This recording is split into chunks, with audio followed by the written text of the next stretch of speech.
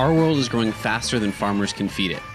The UN's Food and Agriculture Organization predicts that 9.7 billion people will inhabit the planet by 2050. That's 2.5 billion more than today. How are we going to keep the world from looking like this? How are we going to feed a few billion more people when nearly 800 million are hungry right now? In 1798, Thomas Malthus published an essay on the principle of population, where he observed that an increase in the nation's food production improved the quality of life for its citizens. But any improvement was temporary because it led to population growth. Malthus theorized that, quote, "The power of population is indefinitely greater than the power in the earth to produce subsistence for man. Eventually, Earth wouldn't be able to feed everyone, a Malthusian trap. But this is only the case if you ignore innovation that allows us to produce food more effectively.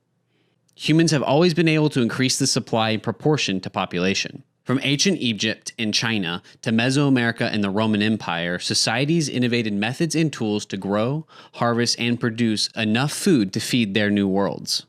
Our food had been grown on the backs of animals, women, and men until 1901 when Dan Albone designed the first commercially successful tractor. Suddenly, machines empowered farmers to tend as much land as they could imagine. But still, innovation allowed us to produce more.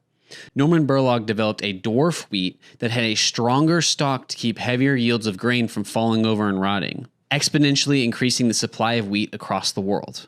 He won the Nobel Peace Prize in 1970 for his work. To keep up with our imaginations, we filled farmers' almanacs. We've improved irrigation, we've engineered weather and pest-resistant plants. But still, we need more radical innovations to feed the world. Enter the digital age. We've arrived at a level of technical maturity that matches farming and human needs, launching a wave of human improvement. The future of farming is happening now. Big data, machine learning, smart connected equipment, the Internet of Things and autonomous technologies allow us to understand fields and crops at the macro level and all the way down to a single row in the middle of a massive field. Farmers in the near future will operate tractors and drones from tablets as they work and collect data across their land. Cloud computing systems will collect and process this data, and then the farmers will analyze it with additional inputs from sensors and fields to predict and manage their crops' growing cycles. Farm equipment manufacturers like CNH Industrial have unveiled autonomous tractors that can work around the clock plowing, planting, harvesting, and transporting, all while gathering continuous data on soil and crop conditions. These self-driving tractors can make their own decisions, such as reacting to weather patterns and automatically moving to another field. Right now, autonomous drones do more than just take aerial photos. They quickly gather data on crop health, quantity, and detect stresses like parasites and fungi, or monitor livestock numbers and grazing trends.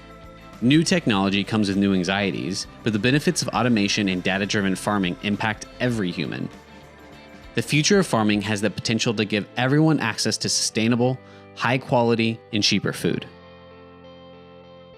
We don't have to get caught in Malthusian trap. We don't have to have millions or billions hungry. But we do have to innovate, today.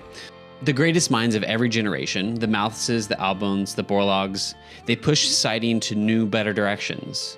They thought above their weight class. Research institutions and businesses like CNH are doing that work now. But we need brilliant minds to develop the apps and algorithms that will analyze the data from the autonomous tractors and drones, and then turn it into practical techniques. We need farmers to implement and governments to allow the future of farming. If we're all working together, then we'll never be hungry.